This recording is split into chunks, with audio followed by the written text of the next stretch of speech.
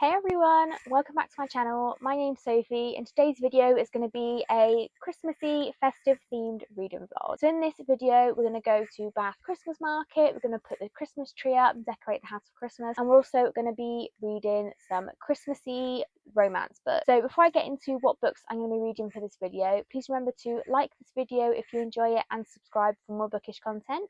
I post videos every Sunday. So let's get into the books I'm going to be reading for this reading vlog. So the first one is going to be Wreck the Halls by Tessa Bailey. I don't really know too much about any of these books, I just know they're a Christmassy romance, so I'll tell you a bit more about them as I start reading them. But I'm going to start with this one, and then the next book I'm going to be reading is A Very Merry Bromance by Lyssa Adams. I loved the Bromance book club series that she wrote, and this is the Christmassy addition to that series, so I've been waiting a long time to read this one. And then next up we have All I Want for Christmas by Maggie, Knox. Again, don't know too much about this one. And then the final book I'm hoping to read for this vlog is Lovelight Farms by BK Borison. I have this one on my Kindle. So let's get started with the first book, which is going to be Wreck the Halls. Hey everyone, so I'm just checking in. I have now started reading Wreck the Halls by Tessa Bailey. So in this one we're following Beat and Melody, and I'm assuming like the early 1990s, both of their mums were in a band together called Steel Birds, and in 1993 there was a big incident and the band broke up and they haven't spoken to each other since. It kind of gives like Oasis vibes, with the fact that like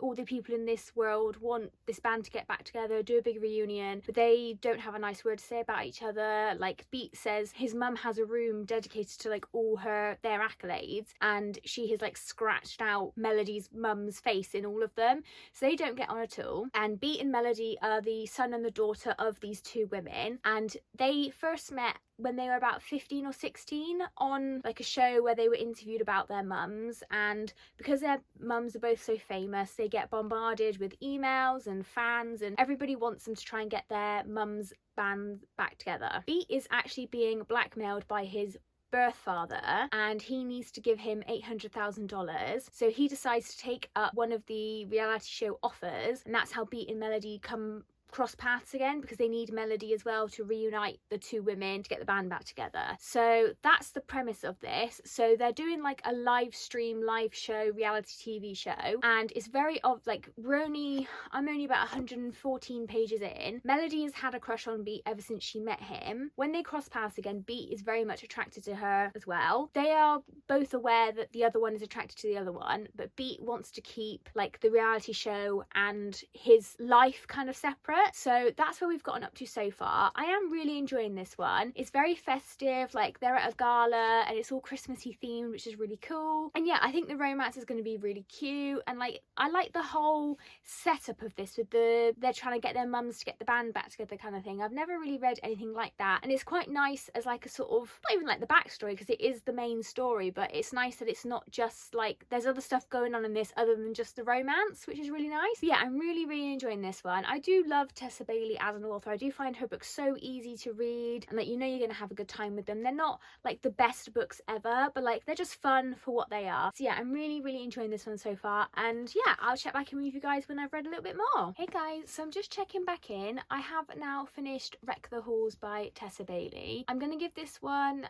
a 3.5, maybe a 3. I did enjoy it, however this wasn't as Christmassy as I was sort of hoping it would be. Obviously it's set in December, ends at the Rockefeller Center on Christmas Eve, and that was kind of the brief mentions of Christmas, and I know the main concept of this book was them reuniting their mother's band back together and them falling in love, but I do feel like it was very rushed, and I don't feel like the Beat that we met at the start of this book and the Beat that we had at the end of this book felt like two very different people. Like at the beginning of the book he felt very like mature, and then at the end I feel like he was rushing into decisions. I don't know, I didn't love it.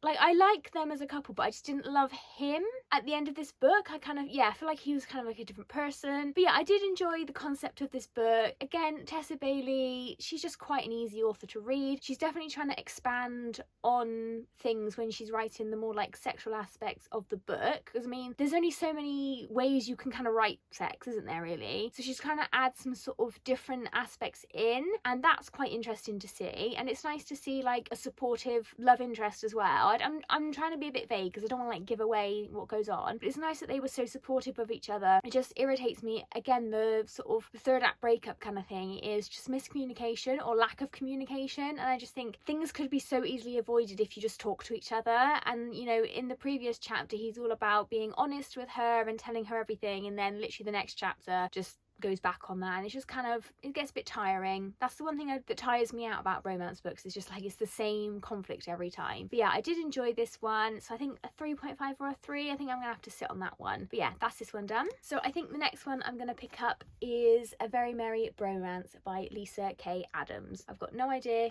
who this is about, so let's get reading. Hey guys, so I'm just checking in. I have now started reading A Very Merry Bromance by Lyssa K. Adams. This is, I think, the 5th book in the Bromance book club series. So in this one we're following a country musician, Colton, and our main female character is Gretchen, and Gretchen is the ex-girlfriend they only went out for like 3 months of one of Colton's friends in the book club, and they have a one-night stand at the wedding, and she rushes out in the morning. She doesn't want to like get to know him or anything, and then a year later she is approached by her brother to ask Colton if Colton would be the face of their family whiskey brand. Colton agrees to have a think about it if Gretchen would go on a date with him, and they go on a date. She's a immigration lawyer, she hates Christmas, she's a bit of a Grinch, and he loves Christmas, he loves winding her up, and they've been on a date. They went to like a Christmas market fair kind of place, and she hated it, and like he loves winding her up, and obviously eventually they'll probably end up getting together. But yeah, I'm really enjoying this one so far. I remember how much I love reading about the book club. Like all the men in here are just so, they all make mistakes, but like they're doing the best at the end of the day, and like it's really nice to see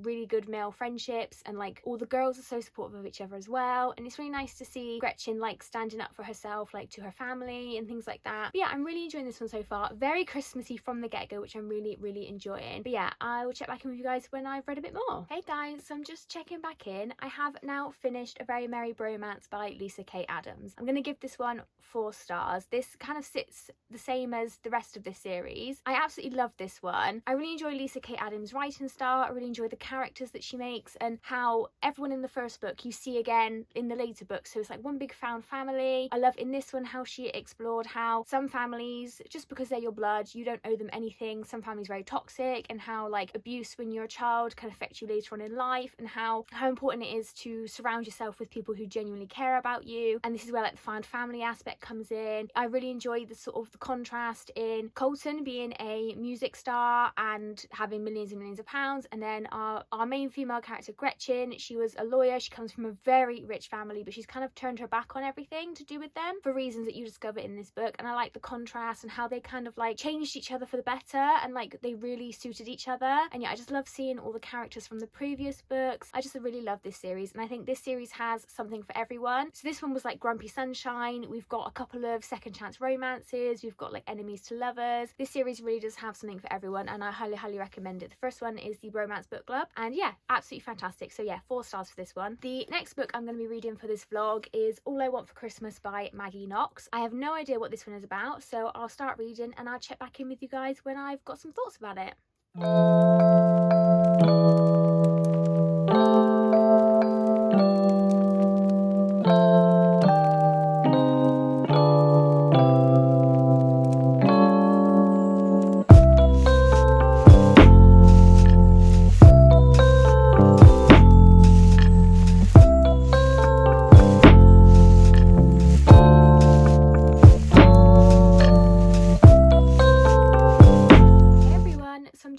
Back in, I have now started All I Want for Christmas by Maggie Knox, and as I was reading this, I've realised that all 3 books that I've read so far for this vlog are music themed. So Wreck the Halls, it was the 2 children of members of a band, and then A Very Merry Bromance, Colton was a country musician. And in this one we're following Sadie and Max, who both enter a X Factor like competition called Star Makers, and I guess the winner wins a record deal or something. Max is the son of a acclaimed country musician, and Sadie is a sort of wannabe musician. competition, and they have to do a duet together as part of one of the challenges, and everybody loves them. The video of the performance goes viral, and the producers of the show tell them that if they want to remain in the competition for like views and stuff, they must like act like a couple, and they have to perform as a duo now rather than individually. So they reluctantly agree because Max has it written into his contract that he's got to get to the final anyway.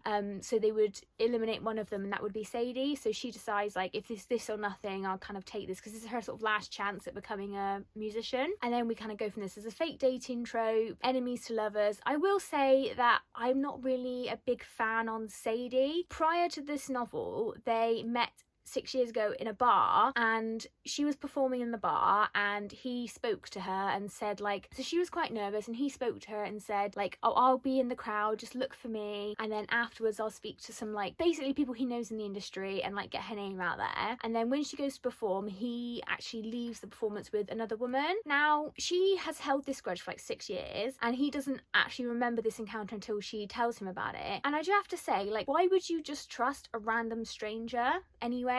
Like, this person that you've just met, you've held this grudge for like 6 years and you don't even know this person. Like, it just seems like a bit, I don't know, I don't think that's a very good reason for like enemies, you know? It's just kind of like, okay. And then there's just a couple of other things that she does, I'm just a bit like, I don't think I really like you all that much.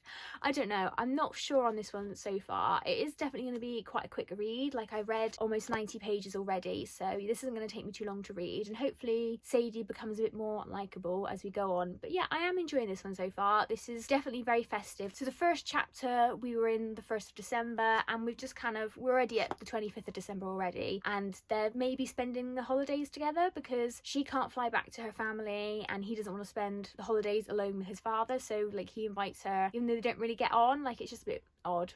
But yeah, I mean, we'll see. So I'm just checking back in. I have now finished reading All I Want for Christmas by Maggie Knox. I think I'm going to give this one a 2.5 or a 3 star. I did like it, but I didn't love it. My main issue with this book was, so Maggie Knox is an author duo, and this really does feel like it was written by 2 completely different people and just like mashed together. So there was like 2 sort of main conflicts in the fact that like there was a lot of miscommunication, which was really frustrating, and we had a sort of plot line about like a, you know, predatory figure in the industry, and then we also just had like the miscommunication trope, and it was like all over the place. So like, we have this competition, and then the book skips a year to the next December, and they've barely seen each other all year. Sadie goes to this cabin where she knows Max is staying, and then suddenly like they're in love, and it's just really a weird switch considering that they've spent no time together in the year. They're suddenly in love, and then there's miscommunication, and we're kind of back at them not really speaking again, and then very quickly that's just resolved with like a very quick apology kind of thing. And I don't know, I didn't love the relationship, I didn't love the writing, I did love the Christmassy atmosphere of this book, but yeah,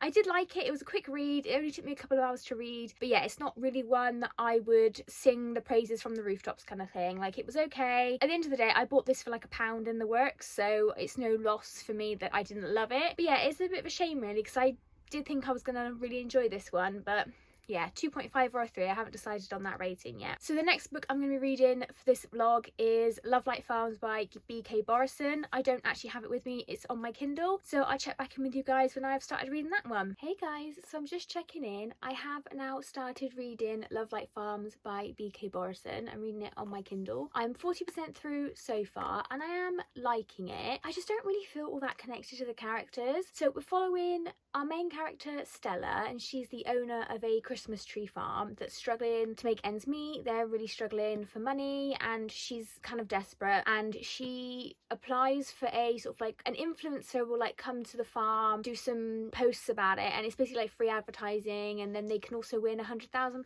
which would really help the farm. So she applies for this sort of competition, and she puts in the application that she owns the farm with her boyfriend, which is not true. She owns the farm herself, but this influencer seems to love a good romantic story, so she thinks that gives her a better chance of being included in the social media posts. So she doesn't actually win this competition. I don't know if she wins it, but or if the influencer is going to different places, but the influencer is scheduled to come to the farm, and she needs to obviously find a fake boyfriend. Cue our love interest Luca, who is Stella's best friend of like 10 years. Now, the issue I'm kind of having with this book is that like, we're told that they're friends for 10 years and they've both clearly got feelings for each other, but like we're just kind of being told that, we're not really being shown that, and I just don't kind of believe it. If that, I do believe it, but I also don't. Like some of the things I'm just a bit like, oh girl, it's so obvious that he's into you, and it's just like, how have you been friends for 10 years and like not realised this? So Stella's got a bit of a complicated family. So her dad left her mum when she was pregnant. Her mum passed away 10 years ago. That's how she kind of met Luca. She was in town trying to buy some things to make herself feel better, and that's when she met Luca. And it turns out she's like a sort of love affair child. So her dad doesn't really want anything to do with her, but like her stepmom and her half brother like kind of want to include her in the family. And Luca comes from a really loving Italian family. So like there's that kind of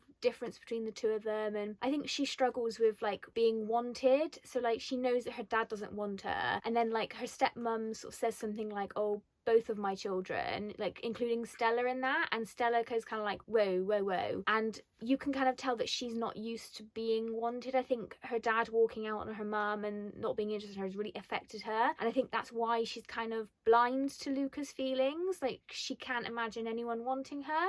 I don't know, that's like a bit of a deep analysis of Stella. But yeah, like it's enjoyable. So far it's not really too Christmassy. Like even though we're set on a Christmas tree farm, we're at Thanksgiving at the moment. We're at Thanksgiving. So I guess it get more I'm not American, I'm English, so like we don't have Thanksgiving here. So like it doesn't really, I don't know what you guys do on Thanksgiving. But yeah, like it's good. It's a quick read as well. Like I've read that 40% really quickly. I'm hoping it's going to get better. I'm just kind of like neither here or there with the relationship. Like I'm way more interested in the side characters. I don't know, like I'm not sure how I feel about this one, but yeah, we'll see. I'll carry on reading and I'll let you know when I'm done what my final thoughts are. But yeah, like liking this one so far. So I think at the moment it's gonna be like a 3-star, which is still good, but it's like not a favourite. But yeah, we'll see. I'll carry on reading and I'll check back in when I'm done. Hey everyone, so I'm just checking back in. I have now finished reading Lovelight Farms by B.K. Borison, and I am gonna give this one a 3-star rating. So I did enjoy it, but yeah, I didn't really end up loving the relationship between Stella and Luca. I'm still very much thinking we were told things, not shown things, with regards to their like 10-year friendship, and I know that's kind of hard to portray in like a 300-page book, but I feel like the other sort of characters had quite interesting backstories, and then it was just kind of, I don't know, I just didn't really love the relationship. And I do feel like Stella was very like destructive, like in a way that, so Luca was telling her how he felt and Stella felt the same way, and then she was just kind of like, no, I don't want this. And it's just like, it was so much sort of miscommunication, and just like she was just so self-destructive that even when he's saying it to her face, she's just like, no. So yeah, it was a bit,